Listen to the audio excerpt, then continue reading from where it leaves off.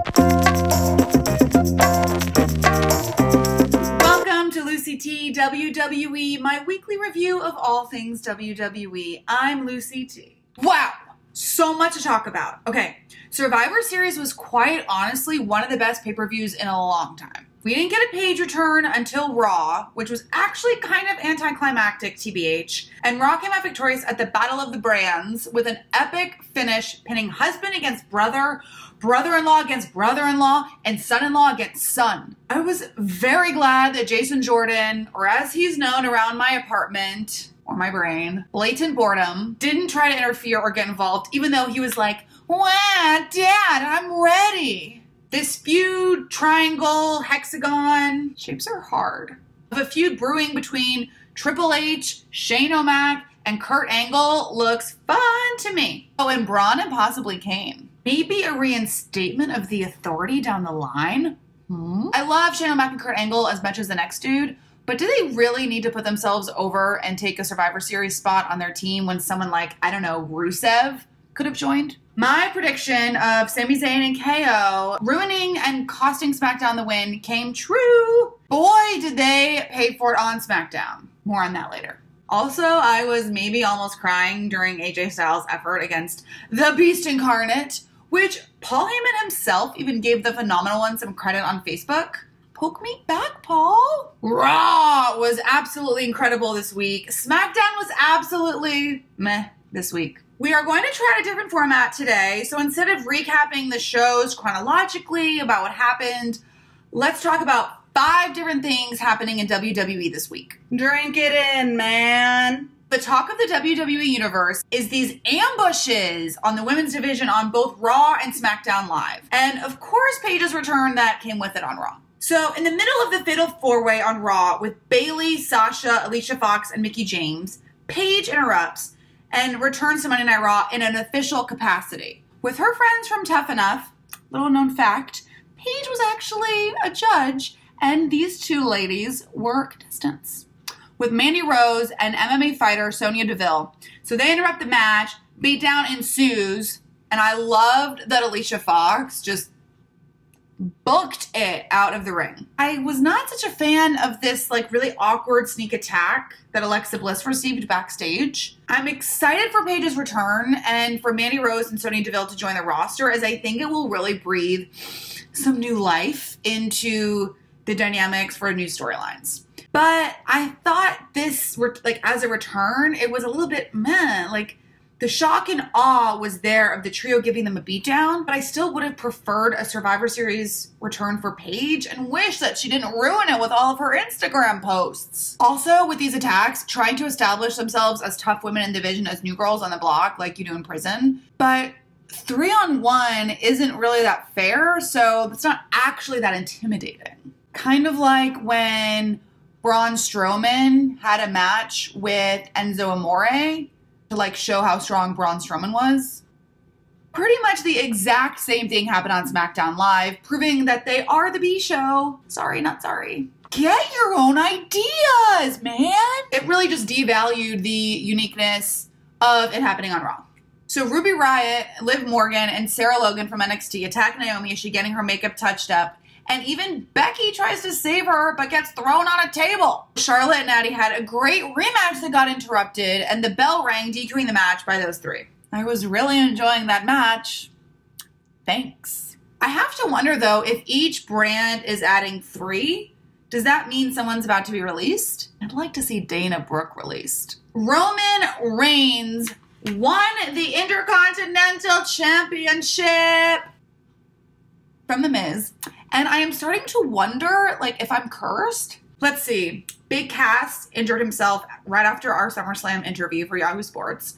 Natty lost her SmackDown title to Charlotte literally days after our interview for AOL. And now The Miz lost his just 5 days after the interview I had with him on Friday, which I'll be loading soon. I think also the crowd was even cheering Miz is awesome. Awesome. I love these segments with the Shield acting like a bunch of 15-year-old boys goofing off. It's not creepy of me. And Seth and Dean want their tag titles back, but they don't want to leave Roman out. So they're like, that's a nice title. That's a shiny title. I want that title. It was a pretty good match, but I wasn't surprised because Bo Dallas and Curtis Axel were injured from the brawl earlier in the evening, so they couldn't help their leader. I guess he's going on paternity leave. And also will be starring in the Marine 6 along with Becky Lynch. Aha! That's why she got the crap kicked out of her. This is like really tough too though, because even Miz is a heel, I feel like people actually like him, and now that he's almost a dad, it's like humanized him a bit to fans. How do I feel about Roman winning the IC title? Honestly, kind of lame because he sucks on the mic and it's still boring. Jinder was honestly like a better champion than I think Roman will be. We've barely relished in a Shield reunion, so I'm like, is this going to continue to keep Roman separate from Seth and Dean since their bone to pick is with the tag titles? The third big sitch of the week is this whole Braun Strowman, Triple H, Jason Jordan, Kane geometric shape of some kind. Okay, so recap. At Survivor Series, per my prediction, we were left with Triple H and Strowman on Team Raw to eliminate Shane O'Mac. So Strowman basically choked out Triple H after their victory for pedigreeing Kurt Angle and placing his brother-in-law, Shane McMahon, on top of Kurt Angle for the 3 count, leading Braun to believe that he double-crossed Braun and Team Raw. Then, as Triple H was leaving, that was pretty funny, he ran into the wall. Ooh. So at the top of Raw this week, Stephanie McMahon is gloating about the Raw win at Survivor Series, and Jason Jordan comes in wet blankets all over her segment with Triple H and Kurt Angle, which Braun interrupts. Triple H runs for his life, which was pretty incredible to see that, yes, he is indeed afraid of Braun Strowman. Then Stephanie commissions a match with Blatant Boredom and the Monster Among Men. Why are they putting Matt Hardy, though, in like a backstage promo with Jason Jordan? Blatant Boredom. I do love that Matt just scared the bejesus out of Jason Jordan instead of giving him the pep talk that Jason was seeking out. Kane interrupts Braun and Jason Jordan, which makes me immediately think of The Authority. Blatant Boredom, you know, you need to like do a heel turn or something to make you not suck so much. I don't know, maybe you'll end up having an alliance with Kane and Triple H. Kane puts Braun Strowman in such bad shape that Braun can't even breathe and is almost as red-faced as Triple H was at the end of Survivor Series. Which leads me to think it was some kind of poetic justice in Kane's little mind as payback for what he did to Triple H. Follow?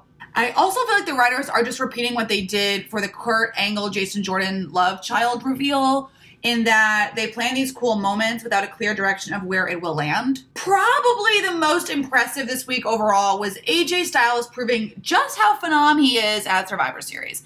That match with Brock Lesnar was absolutely incredible. And like I said earlier, even Paul Heyman gave him a shout out on Facebook, which says a lot. I was nervous though that Brock would have a little repeat of last year's SummerSlam match with Randy Orton, where he just like almost murdered the guy. And there was a little peek of that, I have to say, when Brock Lesnar just kind of